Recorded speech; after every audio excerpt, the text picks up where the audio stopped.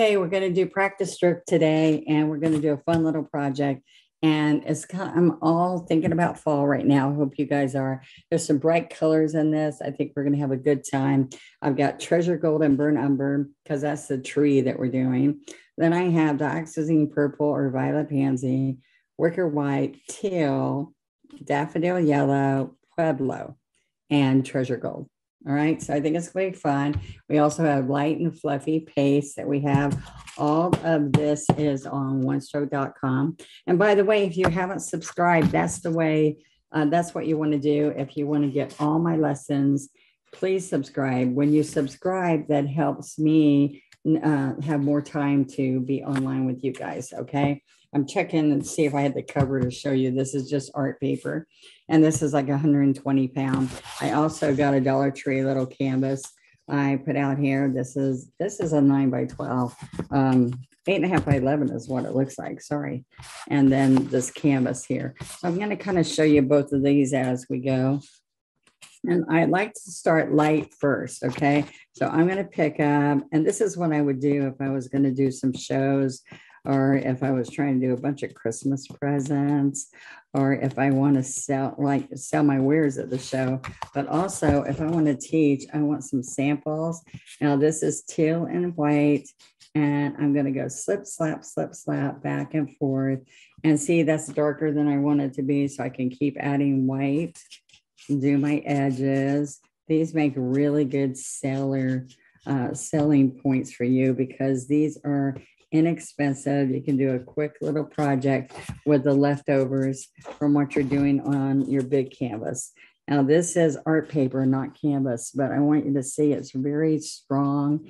And if you have an opportunity, even Dollar Tree frames, some kind of Hobby Lobby when they have clearances and all, I love to go in there and just pick up something that's in there that you can easily put in a mat board behind a cut mat, because those are inexpensive too, or a frame that they've clearanced, and they'll go 70 and 90% off. So just be looking.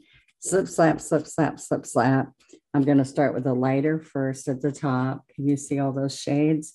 I don't want any of the background to show through, none of the canvas or the art paper. Okay. All right, so I'm just gonna brush this out. Okay, so see how nice it is. All right, now I'm gonna go in and let's pick up a little bit of, let's put some yellow in here. So I'm gonna put a little bit of yellow blending into the wet teal. You have to be careful that it doesn't go green, but this is kind of going yellow. This is daffodil. I'm going to get stronger as I come down in here. Okay, so that's white and daffodil up here, and it just blends in real nice into the aqua, into the teal. Looks kind of aqua when we're done, right? All right, so what do we have to do? I'm just going to grab this really quick. Full daffodil, then white. Okay, and just lightly blend it up in here. I'm barely touching the canvas up here, and then I push harder in here. Isn't that kind of fun? We're doing two at once. And lots of people bring greeting cards into my class, and they're doing an extra greeting card on the side. All right, so now there's another color I'm going to put in here, and that's this autumn leaf. And I'm going to pick up autumn leaf with the daffodil yellow. So it's kind of like I say, you can blend with floating medium or you can blend with paint. This is using the Pueblo. It's using the daffodil yellow as a floating medium. Can you see that? Because the yellow made it blend even better. Okay.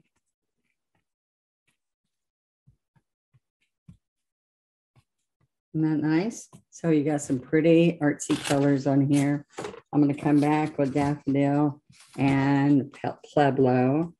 You can use pure orange too, but This Pueblo has a really rich, like autumn leaf color. All right, isn't that kind of nice? And just dry brush really lightly up in here. And then down here at the bottom. Okay, isn't that kind of fun? And you're going to feel very artsy. Now I am going to wash out these colors because these colors, excuse me, these colors, orange, I don't want in my purple and white. So I'm going to get a teeny bit of purple, guys, because it's pure pigment and it's got lots of color. And I am working this in, and I am going to put up some darker. And I'm going to work this into here. And I can get darker as I go down. Okay, a little bit darker over here. Just down at the bottom, I want to have it a little bit dark. And up here, I can get more light.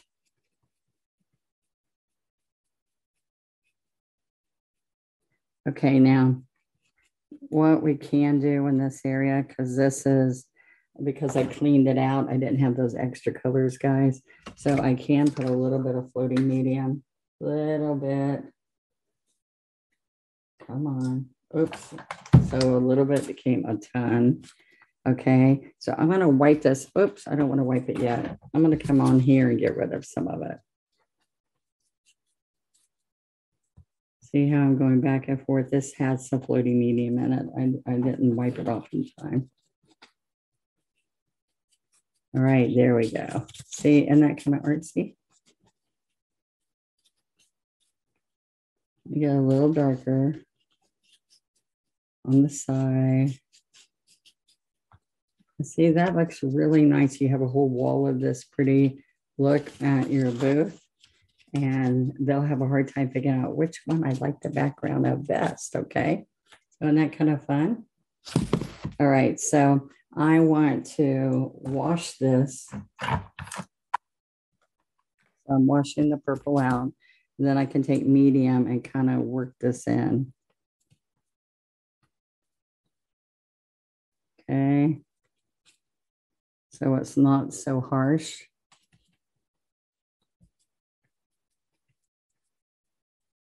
Okay. The orange is a little bit, autumn is a little bit loose. Okay, so see, that looks a little bit better than that hard look I had.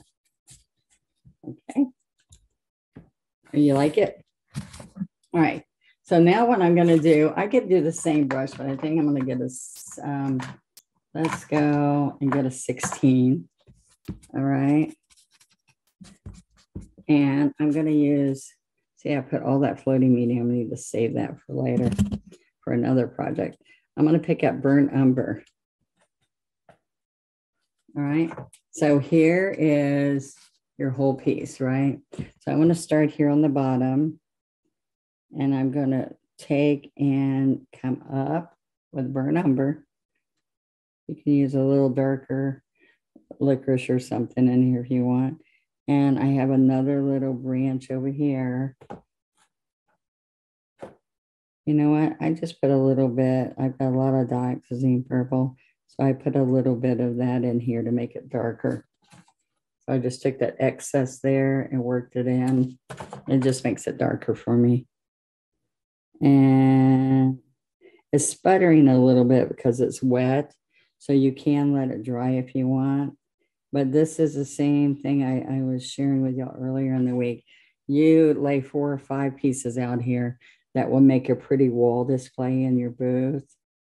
Or if you have, if you're selling it online on Etsy or something, or if you want to teach it, somebody might want different sizes other than just one big painting. So I'd like to do a collage of all kinds of sizes. And the art paper makes it possible, really easily possible. I go to Michael's and I buy the value packs. And you can, if you're really good, you can keep track of when they have their sales. And you can teach wonderful classes with very inexpensive canvases like that. Or you can sell your wares like I've been sharing with you. Okay, this is kind of pouncing because it's sputtering on the wet paint. All right. Now you can take a script liner. Y'all having fun? I just am excited to see some different unusual looks that I think that you guys would do good with. So this is on the chisel, right here on the chisel. And I just let it glide on here and do little tiny branches, and they're going off the edge. And see, they pick up some of that wet paint, and they're getting kind of aqua there, a little purple there. All right. So is that kind of fun? I can bring it a little bit bigger. This is dioxazine purple and brown, because I think black is kind of harsh. All right. And then the same thing happens here. I just like to show you this while we're going. And you can make this one different. Okay.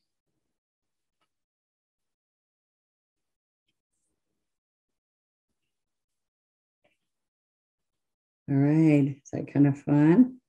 Now on this one, because we want smaller, I want to show you that we can come in here and use a script liner. Use a script liner. There we are. All right. So I can come in here with dioxazine purple and burn umber. And I can take and make all of these little branches with a little liner. Okay.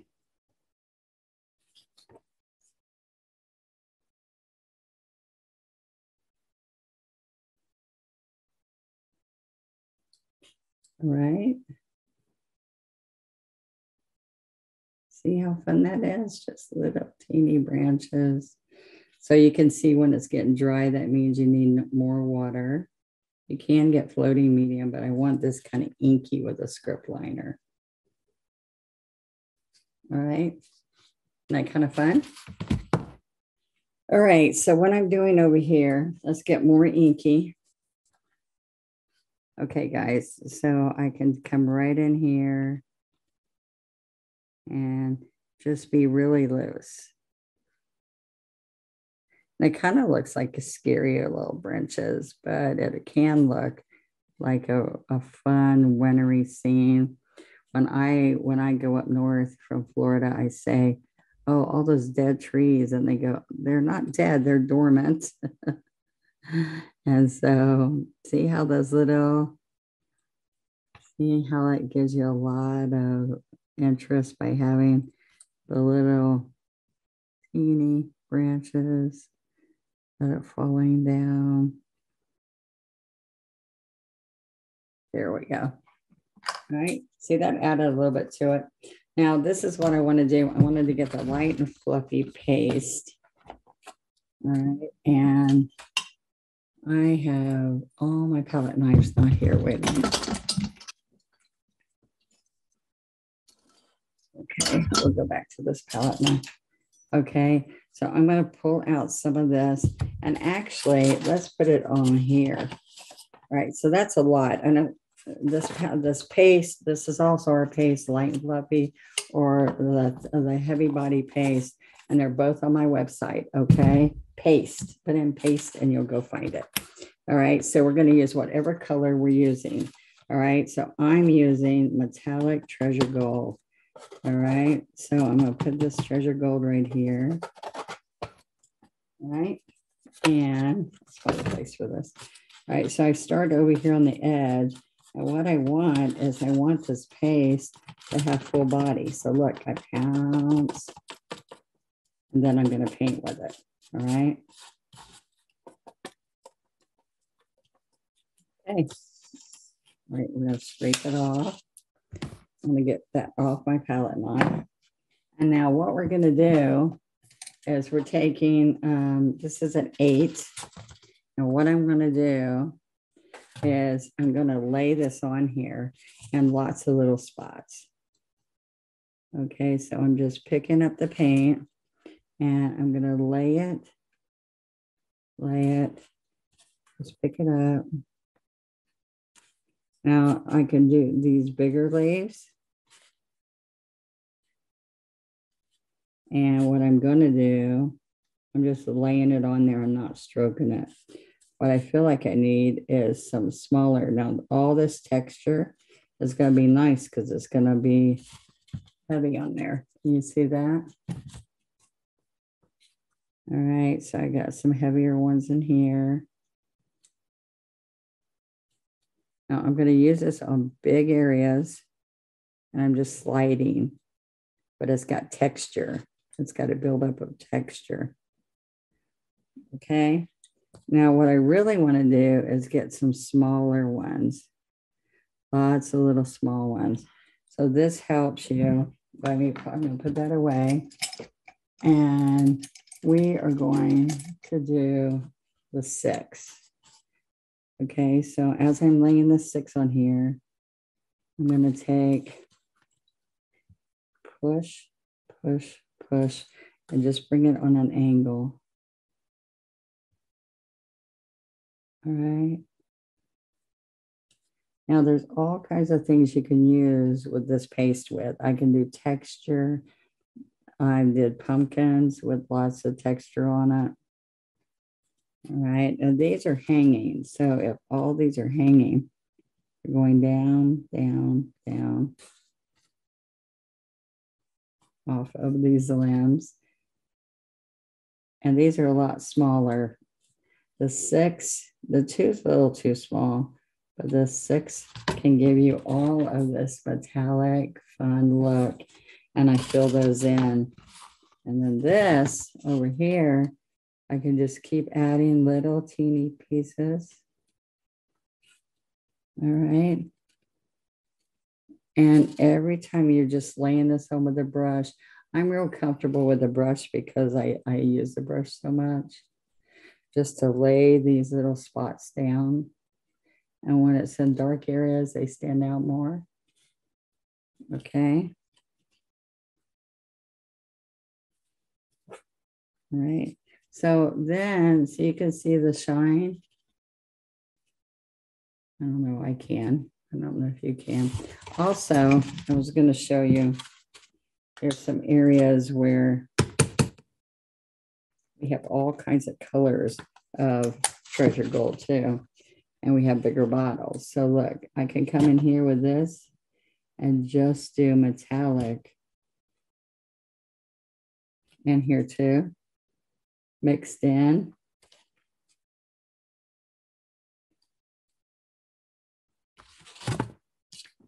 All right, can you see? You can't tell when they're just metallic or when they're textured until it starts drying. And then you run your hand over the thick paste.